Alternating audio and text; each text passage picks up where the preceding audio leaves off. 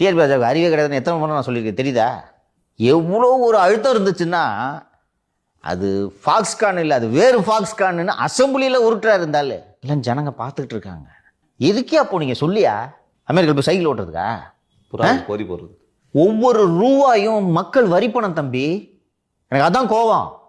CM போகிறது இல்லாமல் அவர் மனைவி கூட ஒரு 10-12 தொடுப்புங்க அதிகாரின்ட்டு ஒரு 20 பேர் மேலே போவாங்க.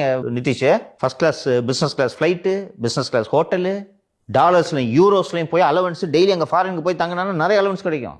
ஒவ்வொரு ரூபாயும் நம்ம பணம்ப்பா. போய் முதலீடாவது ஈர்த்துட்டு வருவாங்கன்னா ஒன்றும் கிடையாது.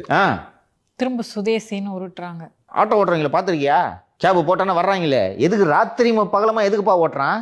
அவன் கட்டுற வரி பாது. தூய்மை பணியாளர்கள் போராடிட்டு இருக்காங்களே, அவங்க கட்டுற வரி. ஒவ்வொருத்தரும் வரி கட்டுறான். நீ இந்த துட்டை எடுத்துனா அமெரிக்கா போய் சுற்றி பார்த்துட்டு வரியா? போயிட்டு வந்துட்டு இங்கே வந்து சுதேசி போடுறதா? நம்ம ஊர் இதை வளர்த்துணும். உலகம் பூரா முதலீடு இருக்கிறாரு சந்திரபாபு நாயுடு. அமெரிக்கா போய் கூட்டின்னு வந்தாரு. கூகுள எல்லாம் பார்த்தா பைத்தியக்காரங்களை தெரியுது உங்களுக்கு இல்லை? 4 மாசம் தான் ஒழிச்சு கட்டலாம் இவங்கள.